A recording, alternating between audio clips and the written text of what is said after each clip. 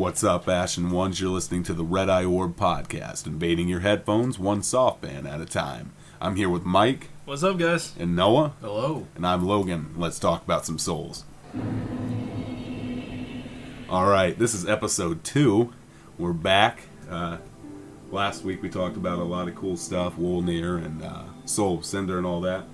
Today we're going to start with kind of how we started last time. We're going to talk about the mechanics in Dark Souls 3 and how they differed from the previous two games. We're going to start with how rolling works in Dark Souls 3 because it's very different from the past two games, but a lot like Demon Souls. Yeah, very reminiscent of Demon Souls. Because now, while there still is very much a fast roll, mid roll, fat roll, there's a lot more forgiveness in the weight ratio. Yeah. I mean, you can definitely tell the differences in, like, distance and some... Like, it has very little speed differences, but you can tell the speed differences. It's just not that harsh, and you can see that there's a little more distance in the roll with the lower weight ratios.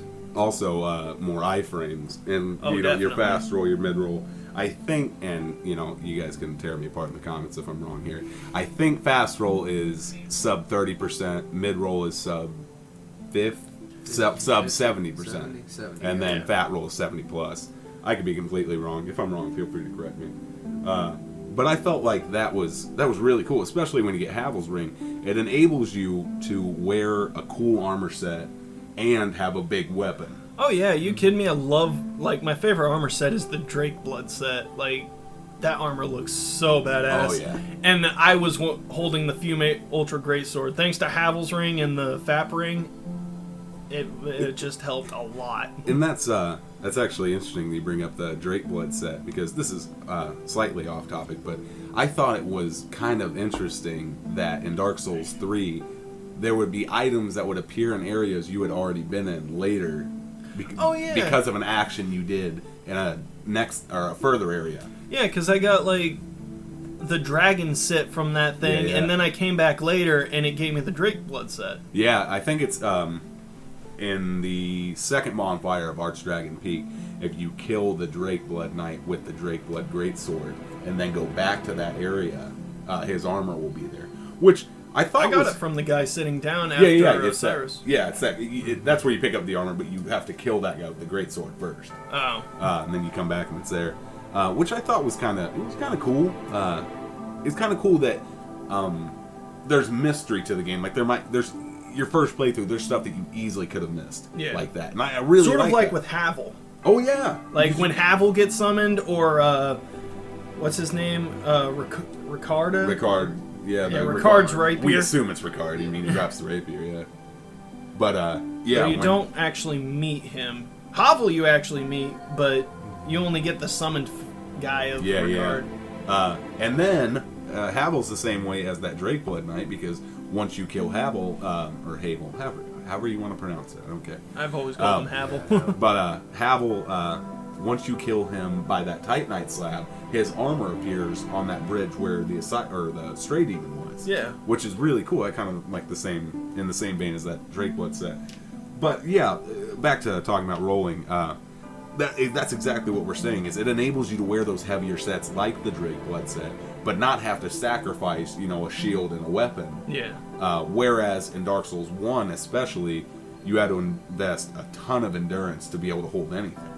Yeah, and plus, there's no guessing with this one. It tells you the percentage right there, which is excellent. Exactly. I love it. In Dark Souls 1, you had to do a lot of calculation, because there was no percentage. It was like, oh, am I going to fat roll if I equip this? Yep, now I got to switch my stuff. Yeah. And it was kind of annoying in that way. But so I really, really like the new rolling system. Next mechanic that changed in Dark Souls 3 that I want to discuss is invasions. PvP is back in Dark Souls 3, and very much a Bloodborne Dark Souls 2 mix of the systems. Yeah. Slower in Bloodborne, but faster in Dark Souls 2. yeah. And especially now in Dark Souls 3, there's, all kinds of different phantoms. You have the Farron Phantoms that are like blue and red. You have the purple Mound Makers. And then there's also, like, your Covenants that add that tinge to how you come out as a red phantom. I love it. Like, if you're a Sunbro, you get that golden tinge to your red. I've always loved that. And then, especially in Dark Souls 3, you got so many different colors now. And then we'll talk about mound makers in a different podcast, because that's a really interesting concept, that this phantom has a choice as to what he can do with you.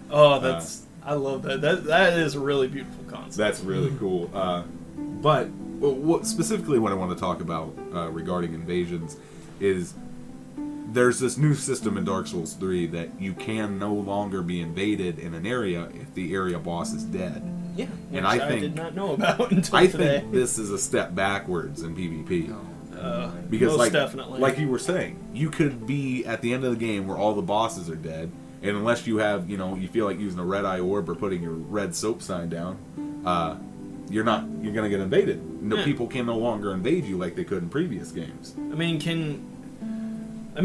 Has it been tested with the dried finger yet? Well, no, I think it's one of those things where it's like, under no circumstances can you be invaded if the area boss is dead. That sucks. Which I think is it's a step backwards. Definitely. Because, like you were saying, you definitely want the both. You want to be able to be invaded and to invade, and I don't understand. Yeah, it just kind of makes you not want to progress through the game. Because you're worried. You're like, man. And especially you can't summon if the area boss is dead either. Yeah, that's very disappointing. And you can't summon unless you have password setups or anything like that. Or if the area boss, I think it's something. Yeah, I think random invasions is it was a big part of Dark Souls series as a whole. Yeah, it was one reason to run to the boss room even if you defeated him. Now, if you wanted to be a pussy, go straight for it. That was just part of the challenge. You never knew if anyone was going to show up randomly.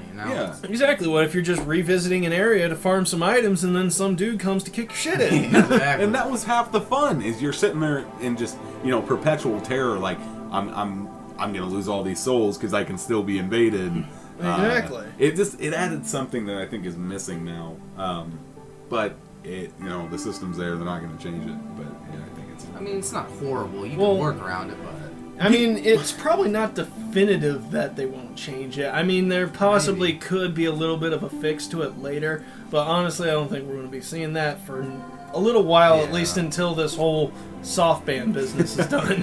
Which is interesting because, I heard that was getting better. Because we said we would bring this up if any more information. Yeah, especially since you told me you and a couple of your buddies were doing some Dark Souls 3 online. Yeah, in some way, in some respect, Dark Souls 3 PC online is back.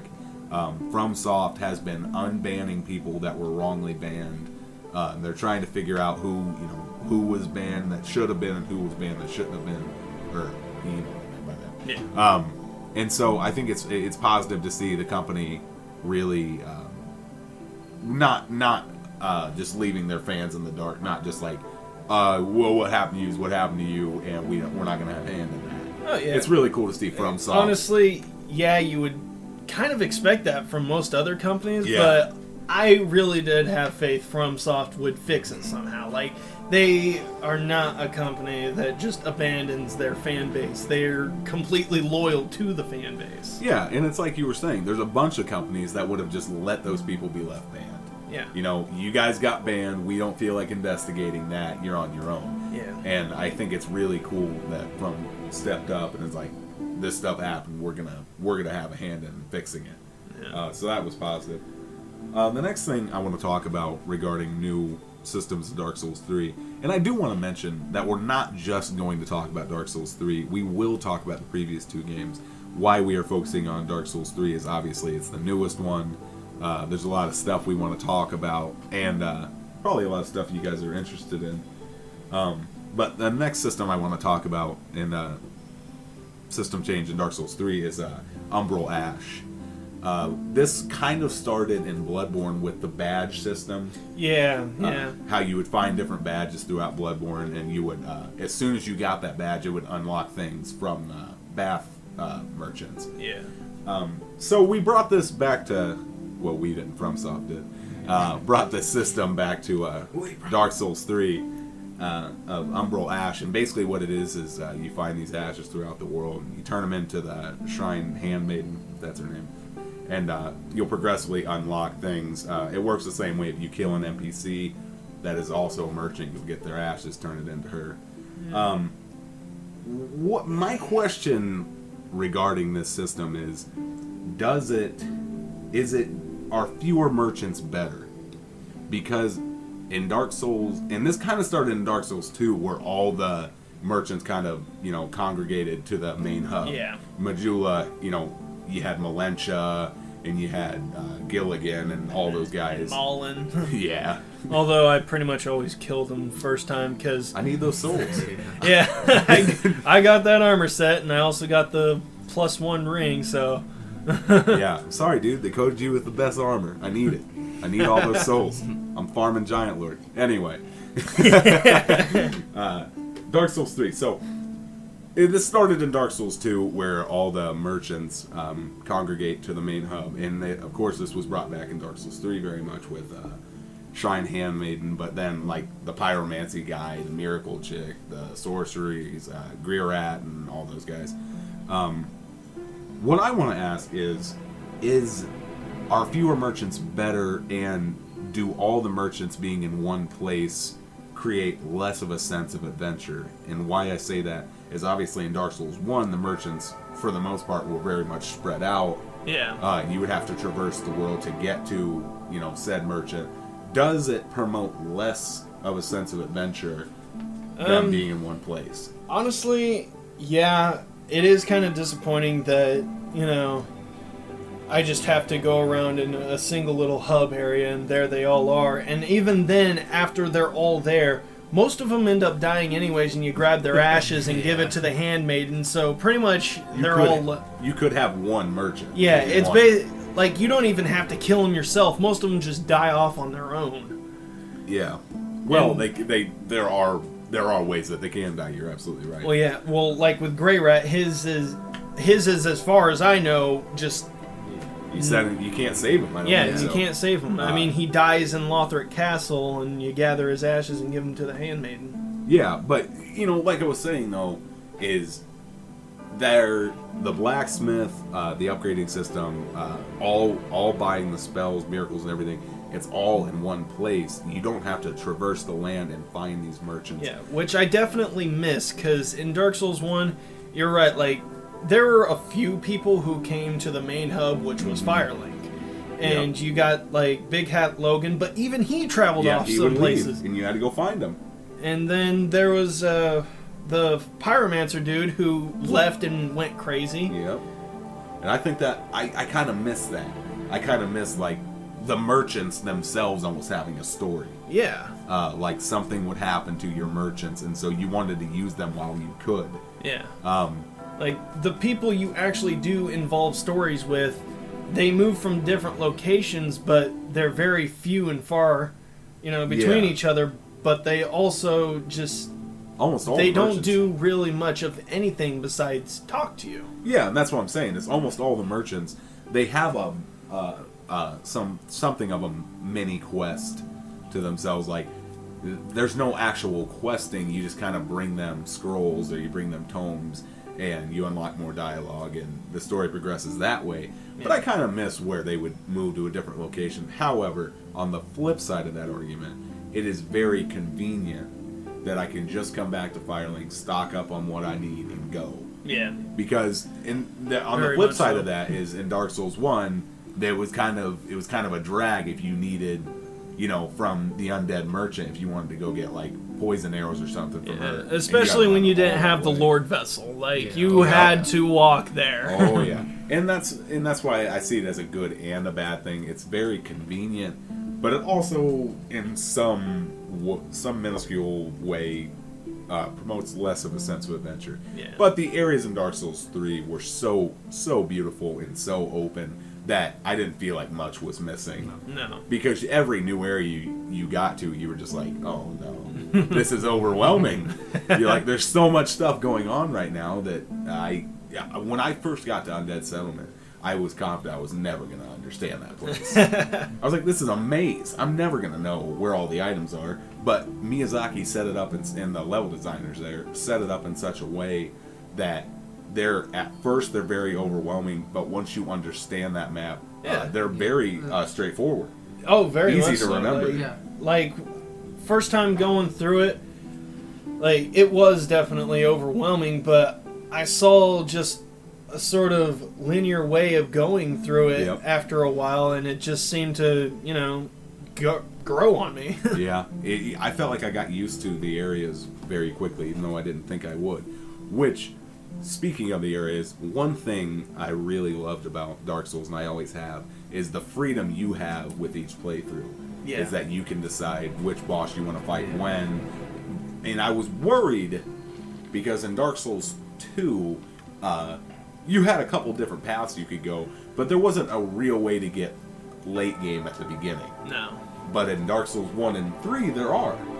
Like in Dark Souls 3, I was very happy to find out that you could fight Dance early and get to the second half of the game in the beginning. Oh, yeah.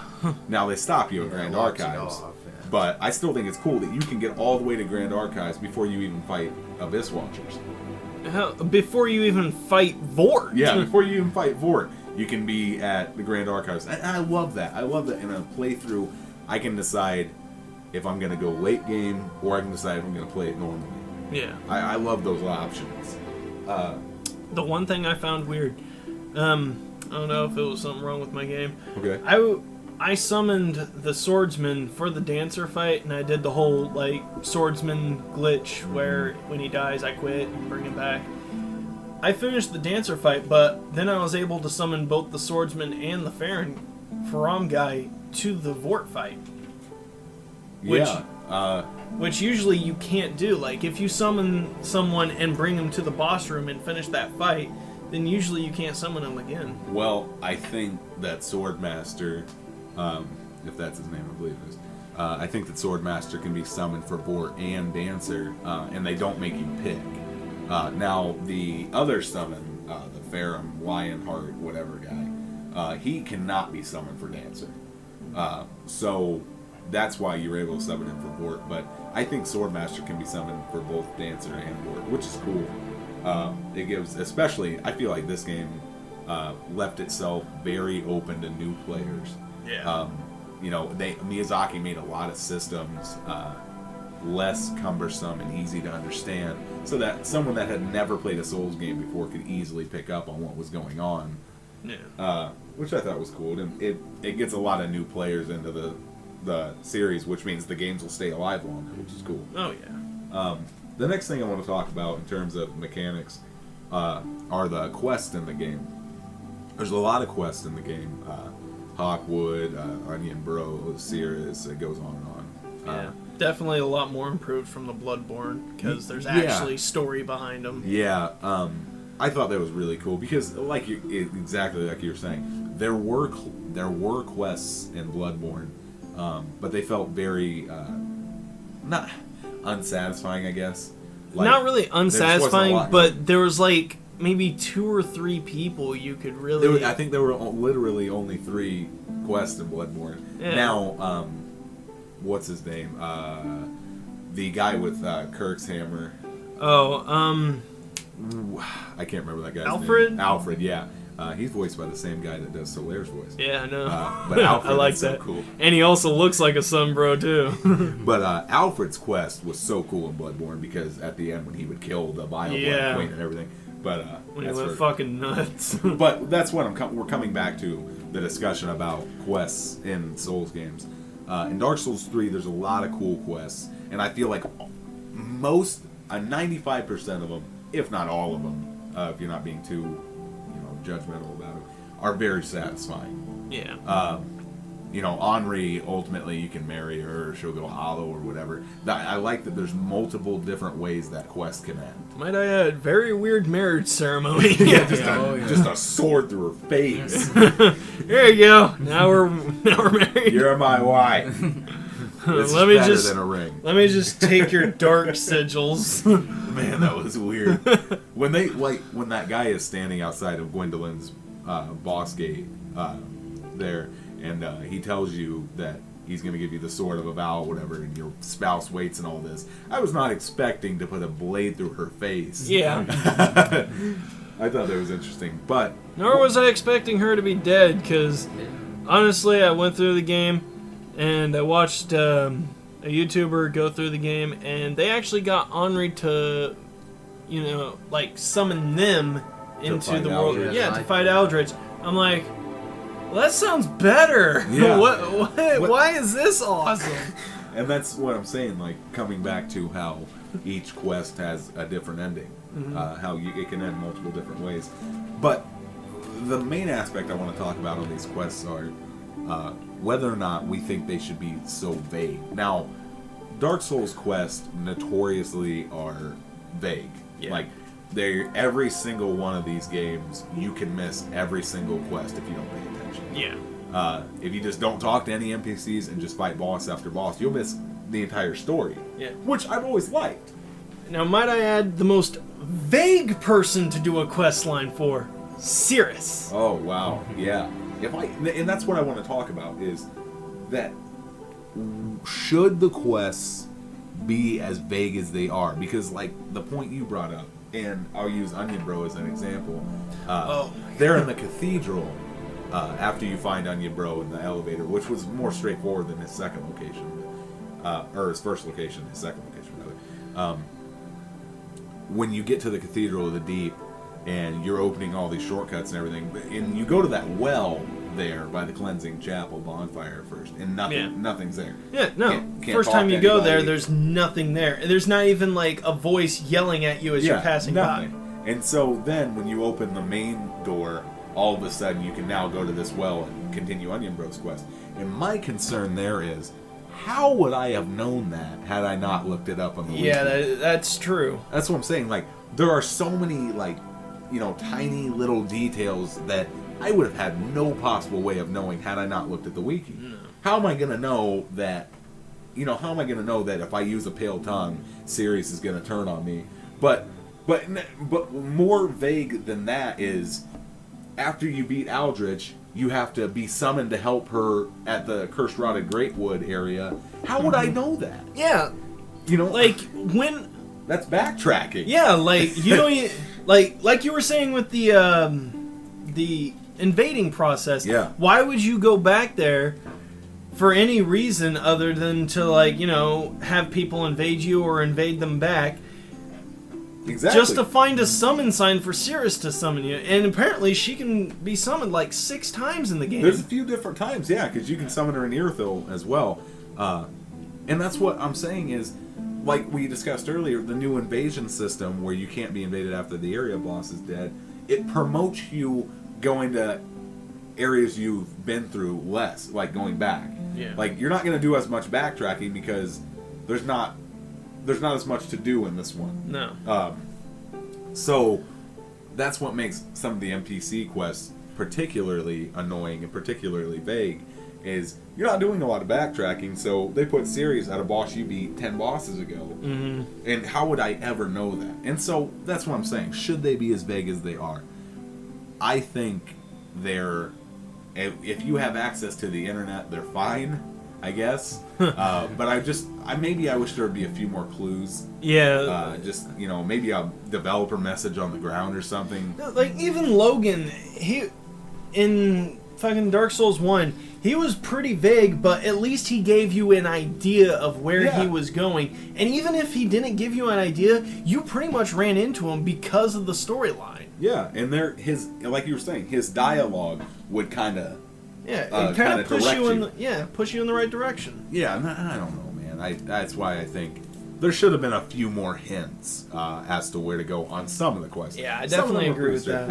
But the quests ultimately were fine. Yeah. The final thing I want to talk about mechanic-wise is really... Cirrus being the most confusing, but also one of the most satisfying. Yeah, when you help her kill Holy Knight Hodrick at the end, yeah, he was pretty cool. And then you get the sunset armor. Yeah. Hers was really a satisfying quest, even though it was fucking confusing. It was pretty confusing. The last thing I want to talk about, mechanic-wise, is boss weapons and how they work very much like they did in Dark Souls 2, instead of Dark Souls 1. Because, Souls fans will know in Dark Souls 1 how you had to go plus 10, then you had to have the boss's soul, then you had to take it to the giant blacksmith, and he had to make it for you. But you had to have this fully upgraded base weapon, and then you had to start upgrading the boss weapon. So you're upgrading essentially the same weapon twice. Yeah. But the thing is you invested all this time to make that thing plus 10, and then now you got to go right back to plus 0. Yeah. Which was kind of annoying. So in Dark Souls, begs the question: how the hell did you get boss souls into weapons for Demon Souls? I don't think I ever really made a boss weapon in Demon Souls. I'm not sure actually. But so in Dark Souls 2, what they did is it was a lot more intuitive in the way of if you had the boss's soul, you could go to what was it? Ornifex? Was that the bird? Yeah, I think she did like bigger boss souls, and then Strayed would do the other ones. Yeah. And I thought that was really cool that you could just use the soul to make the boss weapon directly. There was no other prerequisite. Yeah. And so in Dark Souls 3, they introduced transposition, which is basically the same thing. Taking the little dude in the chair there, Ludith or something like that. Yeah, I think it's Ludith. I can't remember his name. Sorry for mispronouncing it. But you as soon as you beat Curse Rod of Greatwood, you can make boss weapons through transposition, which I thought was really cool. Yeah. What I also thought was cool is how you upgrade boss weapons. It's a lot of it's not just finding Titanite scales. You have to fight these colossal crystal lizards. Yeah. Which they're not stingy with them either. No, yeah. I was nervous when I first got Dark Souls 3. I was like, there's not enough upgrade materials. I'm not going to be able to upgrade anything. And then by the end of the game, you have so many. You're like, there's a certain point where they just start throwing it at you. Yeah, and then by the end of the game, once you get the Dragon Chaser's ashes, you can buy Twinkling Titanite. Yeah, though, what do you think about their addition of you use it to +4 on the boss weapons, and then then the Titanite slab? Yeah. What's your idea on that? Because honestly, I'm a little back and forth on it. I understand why they did it, because if regular upgrade path takes a Titanite slab to get +10, why do all the other upgrade paths just take one ore? Now, I understand that. It is a little annoying, though. It's a little annoying that I have to find a Titanite slab for every single type of weapon. Yeah, I think you can only find 5 in your first playthrough. There's like 5 or 6, which is ultimately fine. It's more than one blood rock. Yeah. So, I mean, it's better than Though that. They definitely fixed that, and now you can just buy them and you farm them in the Chalice dungeons. They made that a little better. Well, yeah. But I thought that the upgrade system ended up being fine, but the Titanite slab was definitely a weird choice. Yeah. Next up, we're going to talk, like we did last week, we're going to talk about some lore. This week, we're going to cover Aldrich, Saint of the Deep. Saint of the Deep, the Devourer of Gods. Ended up being a Lord of Cinder and one of the cooler bosses in the game. So let's talk about some lore. Alright, Aldrich, Saint of the Deep. Now, what we know about Aldrich's beginnings are that he was a cleric from Irithyll, possibly a member of the Way of White. Actually, I think says his standing was only possible as a high cleric of the Way of White. Yeah, okay. So, member of the Way of White, which, so in the same covenant as Petrus from Dark Souls 1. Yeah. I loved Petrus. I always killed him. Fat bastard. He tried to kill the maiden, and I needed Wrath of the Gods, so I gotta kill you. But, so, he's this cleric, high-ranking cleric in Irithyll, and he develops a taste for man. Basically, he just starts eating men because it makes him happy. It makes him feel powerful. Yeah, he was gaining so much power, and he was just enjoying it. Yeah, it said he enjoyed hearing the screams of all of his victims. Yeah, in which he also brought another couple people around, the way the spiders were, or at least by speculation, because they're holding rings from Aldrich that he made these people turn into these things because he gave them a taste for it as well. Yeah, it was like it was a almost residual effect of not residual. It was almost like he had an effect. He had become so consumed with eating men that he affected the world around him. Yeah. So basically, we'll start earlier than that. Is he starts eating men, and what I want to point out about Aldrich was he's very like almost scary boss in lore as compared to other Dark Souls bosses. Yeah. Now the lore regarding other Dark Souls bosses was always very like fantasy, high fantasy of like, he wanted to ascend to godhood, and so he did blah blah blah. But Aldrich is literally, he liked eating people, and he became so bloated and consumed by eating people that they had to stuff him in a cathedral. And like I think the phrase behind him was like he gorged and stuffed himself in like a pig, and he became like soft and mushy like sludge. Yeah, which is how we see him in the opening cutscene. It's just like that pudding. Yeah. And that's when Hawkwood's the one that tells us that they stuffed him in the cathedral, and Hawkwood relates to us that he, became a Lord of Cinder, but we really don't know why. He became a Lord of Cinder through sheer power, not through like any sort of morale stance or anything like that. It was just because he was strong. Yeah, but before he sacrificed himself to the First Flame, a religion got started around Aldrich, because they stuff him in the cathedral and the worship of Aldrich begins, which is where the first couple of areas of the game, they're kind of telling us the story of Aldrich, even though we don't know it yet. Starting at the Undead Settlement, we see these evangelists teaching hollows about Aldrich. Yeah. And so it's trying, basically, these evangelists are teaching these hollows about Aldrich to make them, servants of Aldrich. He basically made them spread his worship to these people, so that they would dedicate themselves to him, and most likely so they would be more willing to be eaten. Yeah. Which is so crazy that that Miyazaki planned just like for certain areas to slowly tell you the story. Yeah. And then by the time you see Aldrich, it's such a big moment. Yeah, like the Cageman and the Road of Sacrifices. Yeah, that's the next area we'll talk about. Is so the Undead Settlement, you can see, has just become this. Has just been, completely consumed by worship of Aldrich. It's all leading to Road of Sacrifices, where they're transporting sacrifices to Aldrich so that they can be consumed by him. And it's so strange to see such a large chunk of the world of Dark Souls 3 dedicated to serving Aldrich. Yeah. And especially, like you said, when we see in Road of Sacrifices, we see a lot of enemy types that were obviously either failed sacrifices, or we see, the carriage in the beginning of Road of Sacrifices that's toppled over. Yeah. And we see how they were transporting the sacrifices to Aldrich. I thought that was really cool. So basically, it also says that people that were resistant to serving Aldrich were more likely to be eaten. Like, he ate those people first. If you didn't want to serve Aldrich, you were getting eaten first. Yeah, and from speculation on the area, there were also those who were punished as, like, an example. Like, the people you see hung up on the roofs with the wheels on them and everything, hung from spikes. And, exactly what you're saying. You see all these people hanging by their neck. I don't know if I would say Loretta was one, but you find Loretta's bone hanging on a body there. Yeah. So we get an idea of Aldrich's effect on the world around him and the worship he started thereof.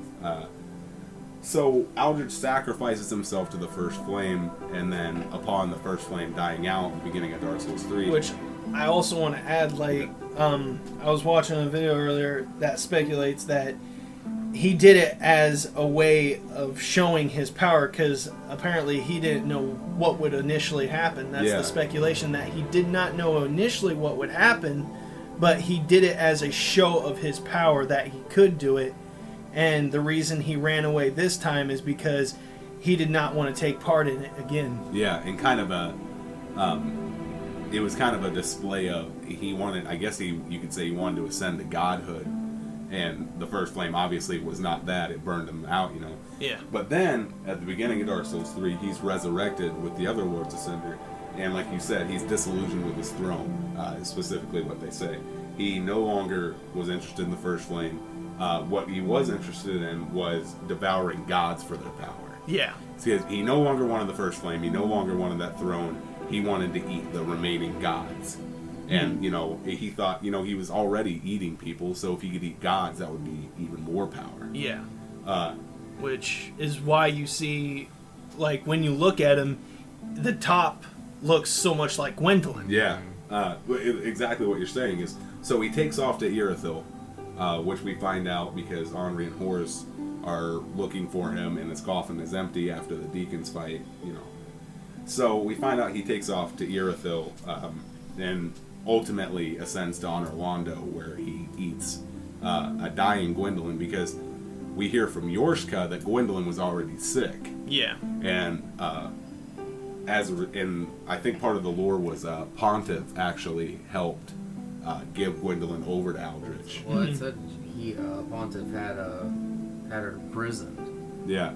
And so he Pontiff imprisons Yorshka, and basically makes it to where he can help control Irithyll, and basically help Aldrich ascend by eating gods. Yeah. And Pontiff helps Aldrich because Pontiff wants to be more powerful.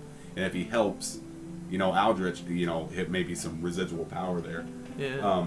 And through speculation, like, this is just pure speculation, this probably isn't even true, but you can see a point where he, because there's also tell of he had a vision of, what's her face? A girl in hiding, it says. Yeah, a girl in hiding. Probably. Priscilla, yeah.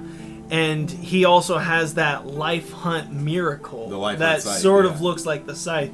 And people speculate that he basically gained the power to make a miracle that looks like the scythe, but they also say that he never really ate Priscilla because he doesn't have the scythe in its actuality. You're definitely right, because that is one theory. But on the other hand, there's another theory within the community that when Aldrich was eating Gwendolyn, Priscilla's location was revealed to him, and so he went and got her. There are some people that say that. It's kind of hard to say because literally all we get about Priscilla is the life hunt scythe miracle, and obviously it's kind of hard to draw from one item description whether or not what happened with Priscilla and all that. And then there's the speculation of how he has a move that sort of looks like the Gravelord sword. Yeah, and that's even more confusing, is his bottom half looks like Nito, and he even uses the Gravelord sword, like a halberd version though. Yeah. But the thing is Nito died in Dark Souls 1. So a lot of people would think that might just be fan service, because lore-wise it would be impossible for him to have eaten Nito. But I thought, kind of off the topic of the gods, but on Aldrich more, what I thought was really interesting about the cathedral area was that Aldrich was eating hollows, so he knew they wouldn't stay dead. And so that's why you're seeing all these corpses rise outside of the cathedral. Yeah. These are people that Aldrich ate and are, you know, rising back up again. I thought that was so cool. Yeah. That when you're going through that area the first time, you don't know why these guys keep resurrecting. And then you find through item descriptions and lore that it was people that Aldrich ate, hollows that keep resurrecting. Yeah. I thought that was really cool. That was pretty nuts. And so then we learn, as far as council goes, that Aldrich has 3 archdeacons, Royce, McDonald, and Klimt. And so Royce is the one we fight in the Deacons of the Deep fight. He's the one that's watching over Aldrich's coffin, making sure that nobody ever disturbs, you know, because they still worship Aldrich even though he's no longer around in the cathedral. Yeah, and he swore to, you know, wait for Aldrich's arrival if he ever came. And then we have Klimt, who left Aldrich's service and turned his services over to Rosaria, which is why we find the Saints Bident in the cathedral there. I personally would like to see a DLC Klimt fight. Yeah, honestly, I'd love to see Klimt. Like, I'd like to see the Bident in his hands. Yeah. Oh, yeah. and just some sort of storyline backing him. like you're saying, I would like to get some more story on Klimt. I would like to see him show up in the DLC, see why he left Aldrich's service more, and what became of him. Now, it's possible that Klimt was already turned into a man grub by Rosaria, and so it might not be possible for a boss fight, but I still think it'd be cool. Yeah. But based on how Miyazaki has done, going into the past on DLCs, bouncing, time is convoluted in the DLCs, so it might still be possible. Yeah, because I think someone said there's like a man grub that appears in Rosaria's chamber, and you get like a set of armor from it. Yeah, I can't remember which one it is. I think it might be Hazel. I think you get the Hazel pick and something else. But you also find Kirk. You also find the armor of Thorns there if you defeat his Phantom. Yeah. Which is kind of cool to see that he's still around. He was serving at Rosaria. Yeah, Kirk is pretty awesome. He's pretty cool. Much like he served Quaylana, I think her name was. Yeah. So basically, those are the two archdeacons, and then the final one is probably the one with the most going on, the most lore, and that's Archdeacon McDonald. Who had too much McDonald's. Yeah, who had too much McDonald's. So he goes to Irithyll to serve Aldrich and protect him. He wants to follow Aldrich to make sure, nobody tries to hurt him or come against him. He also wants to keep promoting the spread of the religion surrounding Aldrich and the worship thereof. But McDonald, so he starts the Aldrich Faithful, and that's where we find the Aldrich Covenant. But by the time we find McDonald, it appears that he's already dead. Yeah. Because there's just like black stuff coming out of his eyes, and which he doesn't really move. Yeah. You just sort of pray to him and get the Aldrich Faithful. And that might have something, and when we talk about Pontiff specifically, we can talk about his eyes and the ring and all that stuff. So the reason that McDonald's eyes are hollowed out might be because of Pontiff. I don't know. So basically, Aldrich, we get all this lore about him, we get all the archdeacons about him, or we get all the lore about the archdeacons, rather. We see this religion and how much of the game is dedicated to the lore of Aldrich. And so we get the slow build up, through Undead Settlement to Road of Sacrifices to Cathedral of the Deep, through the Catacombs, all the way to Irithyll. And then once we beat Pontiff, we're finally in the area. Go up to Orlando, and I was blown away. When you get to the top of that elevator and you see... Like, before I even went up to the elevator, like, that room right before you get to the giant elevator... With the Gwyn statue. Yeah, with the Gwyn statue, it's just like, wait a minute. Oh yeah, when I walked in there, I was like, hold up. This is on Orlando. One of the first things I did was attack that friggin' Gwyn statue. Exactly. I rolled right through it. I was like, is Gwendolyn down here? And when I didn't see his boss fog, I was like, I wonder where Gwendolyn went. And so we go up to Orlando, and obviously we see that giant blacksmith bro is dead. Poor him. And so when I walked in and I see that Ornstein and Smo's fog gate is back, I was like, oh no. I don't know, no. Please, not a sludge form of Ornstein and Smo. And that's, which I thought was really interesting, and we can get into this more in a further podcast, or a future podcast rather. I thought it was interesting that as soon as you get into Aldrich's area, you find Smo's armor. Yeah. And he's in Ornstein and Smo's boss room. Yeah, there was I was actually watching something that was making that little thing, because as soon as you beat Aldrich, you can get his armor in the shop. Mm-hmm. You can get... or Smo's armor. Yeah, Smo's armor in the shop. Which I thought was interesting, like why... And it might just be because you went back to Orlando and he was in the same boss room. But I did think that was interesting, why it was Smo. Yeah. And there's some people... Well, they were making reference because Smo was also an eater of people. Well, yeah, he was the executioner. And he would grind people down and eat them. Which I thought, there's some... That's why some people think, and there's no facts, no basis for this theory, so don't take it as fact. There's some people that think that Aldrich might actually be Smoke's soul reborn. There's some people, that's just a loose theory. Well, I mean, Dark Souls 2, the Lord's souls were basically reborn in other people. And that's why some people think Aldrich might actually be Smoke's soul reborn. There's no actual facts, it's just kind of an idea. So you get into the boss gate, and you see this, like, slug kind of Gwendolyn, combination there. And I was and as soon as that Gwendolyn's music kicked in, I was just like, oh no. And thing is, I found out it's a mix of basically Nito's and Gwendolyn's music. Yeah, which I thought was really interesting. Again, they're really pumping that Nito. Yeah, it's like a redux of the Gwendolyn and Nito combination. Yeah, and which I thought was interesting that we have no, excuse me, we have no information about why Nito is part of Aldrich's amygdala, or you know what I mean. Well, you got to think in Dark Souls 2, the big guy, the one composed of a bunch of people, the Rotten. Yeah, the Rotten. He was the holder of Nito's soul, wasn't he? Yeah. So maybe Nito's soul was just That's actually interesting, because when you beat the Rotten on New Game Plus, you get the old Dead One soul. Yeah. Yeah, and you find out that the Rotten is Nito reborn. So wouldn't it be possible that the Rotten being Nito reborn could have been, I'm not saying the Rotten was eaten by Aldrich, but I'm saying that soul could have, moved from vessel to vessel until it got to Aldrich. Exactly. That would be kind of cool.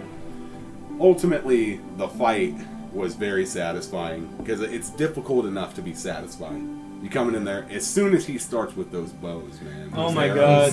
Oh my gosh.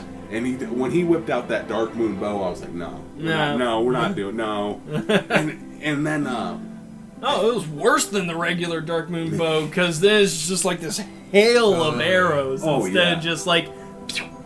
And then the second phase, as with every Lord of Cinder, it switches to fire, and then he gets that Gravelord halberd with the fire and everything, and I thought that was really cool. Overall, I thought he was a very satisfying boss. Obviously, the lore was really cool surrounding him. I thought he was one of, the most interesting bosses in the game. Yeah. Because of how slow paced it was, and then you finally get to honor Londo, and the reveal of what he looks like and what happened. Yeah. It was mind-blowing. Though, unfortunately, my first time, I beat him a little too fast because I had, like, a fully upgraded Fugs. And I basically I think I killed him in, like, 8 hits. Hey, man. Sometimes you just gotta let him know. So I didn't even get to see the Life Hunt Scythe ability. Yeah, but I thought, overall, very cool boss. Obviously, disappointed that when you defeat him and the elevators open up, I was like, oh no. And are we going to see her? And then you open that door, you're like, oh, where the boobies at? No, Guinevere, no. But I was kind of disappointed that Guinevere was gone, but obviously, I mean, it's been some time. Yeah, and plus Gwendolyn was the holder of the illusion. And not only that, there's a lot of lore to suggest that Guinevere might at one time have been the queen of Lothric. Yeah. And we'll get to that when we talk about Osiris. And there's also lore on the, one of the daughters of Guinevere. Yeah.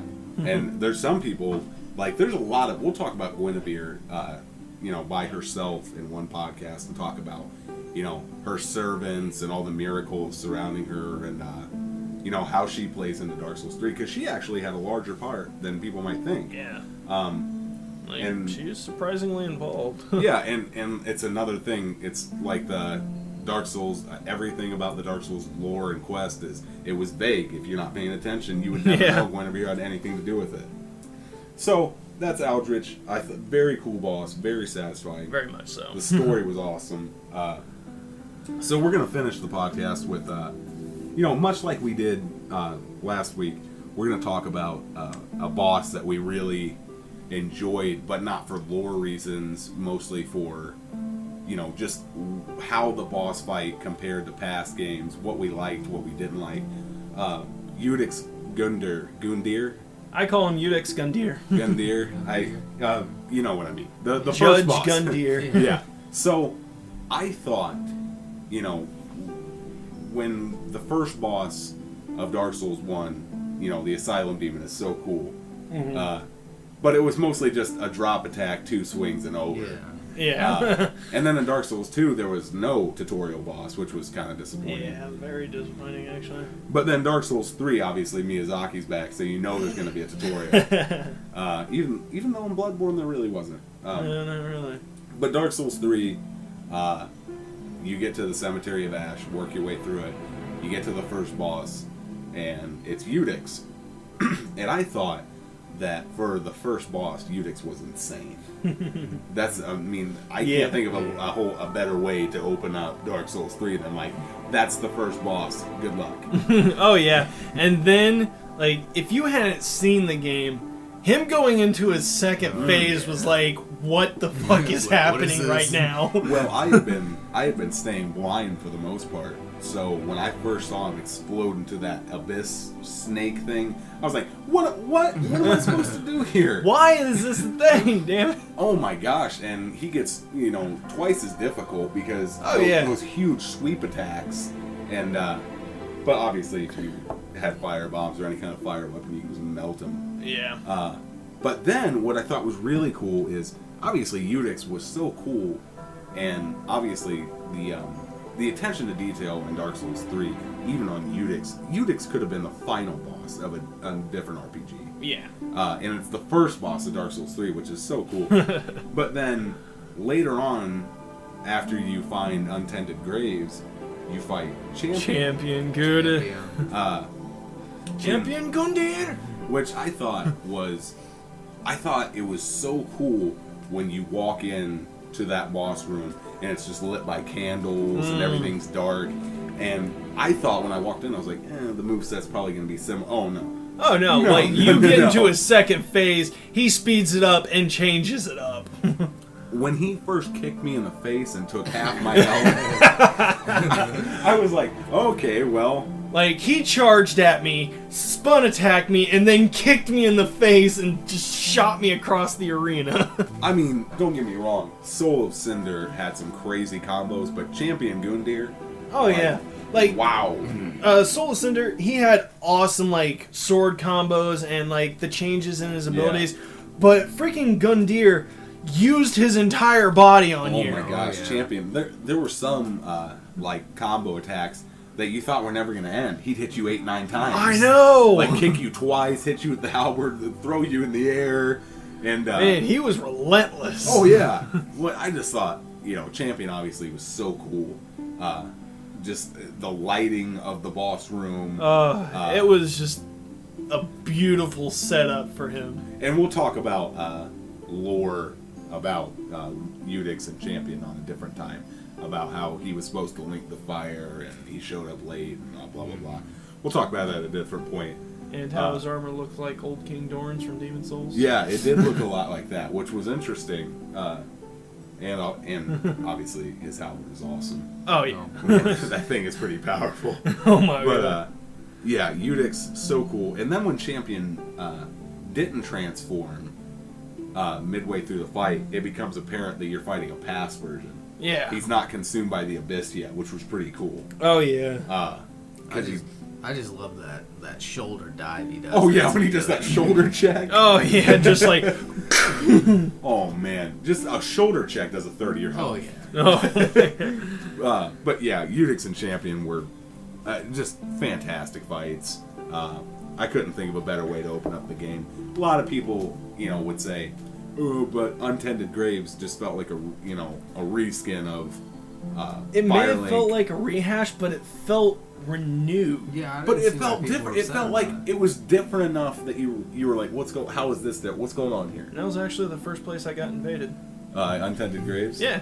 That was my first invasion. Somebody invaded me while I was there. That'd be a cool place for PvP, just in the dark there. Yeah, it was actually very interesting. I still kicked his ass, though. I had fugs. And then when you walk just when that area, the second version, obviously, of Cemetery of Ash, Undead Graves, obviously, when you get there and you see how different it is in that, like, alternate universe or the past, yeah. where, you know, the Grave Wardens and all that stuff. That was awesome. Eudix and Champion, crazy cool bosses. All the bosses were really cool, and we're going to get to all of them. We're going to keep talking about lore, what we liked. We'll move on to Dark Souls 1 at some point and talk about... Even bosses we've done lore on, we're probably going to mention in this little segment right here, because... talk about the fight and all that. I mean, talking about the... Like, we primarily cover the lore on them, and yeah, we do cover the fight a bit, but we don't really get into their fight. That's what this segment's for.